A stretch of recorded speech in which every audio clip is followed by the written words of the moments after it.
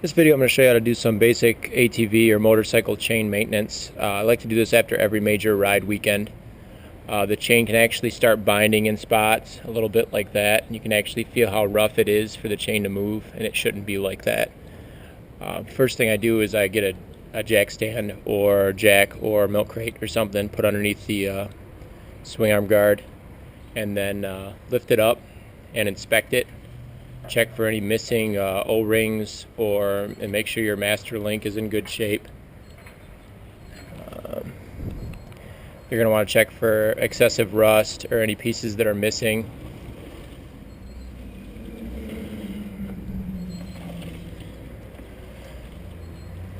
Check for basically anything that looks out of the ordinary. There's the master link right there, and it looks like it's in pretty good shape. So first thing I'm going to do is just scrub it down using some soap. Just a regular mild detergent will work, and scrub all the excess dirt and oil and all the old chain wax off. They do sell brushes like this one where you can just stick it on there and then spin it, or you can use a regular brush like this one. This one's I actually use for pretty much just chains. You don't want to use a wire brush. You want to use something that's softer because it'll tear the O-rings if you use a wire brush. I got the chain scrubbed down with the brush, and now I'm going to rinse it, and then you can use any kind of degreaser like Simple Green or something like that. Spray that on the chain and then scrub it again, and then rinse that off. Now that I sprayed the degreaser on there and scrubbed it real good, I actually go through and scrub each link on the outside and on the inside. I just spin it at first and scrub it by spinning it. You never ever want to run the ATV to clean your chain because it will chew your fingers right off your hand. So use some common sense and don't do that. Actually take the time to spin it.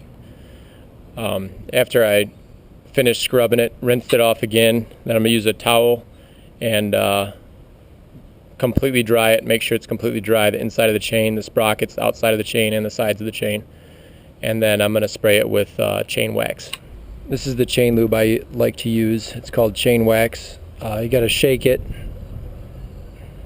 and then I'm going to spray it on. I'm just going to stay a couple inches away and then rotate the tire with my hand while I spray it on. I like to rotate it rather fast and then do one light coat in the middle, one light coat on the outside, and then one light coat on the inside. So that's about what the chain looks like. I like to put extra chain wax on, and then I rotate the tire for a while so that the chain can work the wax in there, and then I wipe off the extra stuff just on I very lightly just put a towel on there just to wipe off the top of the chain, and then very lightly on the sides just so that everything doesn't stick to the metal there.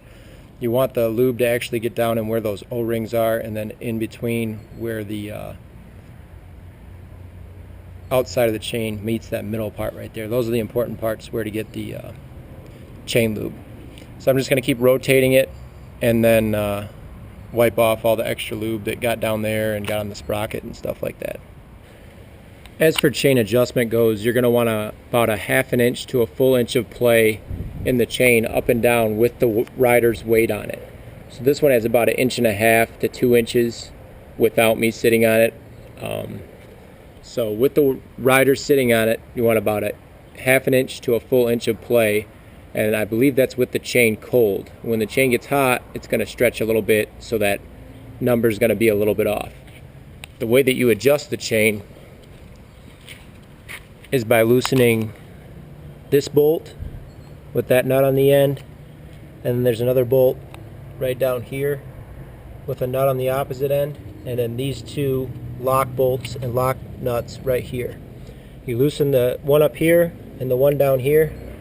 You crack that nut loose, move it back, crack this nut loose, move it back, and then slowly tighten these. That will cause the axle to basically pivot backwards and then pull the slack out of the chain. The axle may not want to move on its own. You might need to give it some help if you're moving it forward. When you move it backward, you shouldn't have a problem with tightening these. You're going to want to make sure they're even as well. But if you need to move it forward, meaning you need more slack in the chain, then you might need to put something in right here, like a crowbar or something, and then gently pull on it, and it should shift the axle forward if both of these bolts are loosened.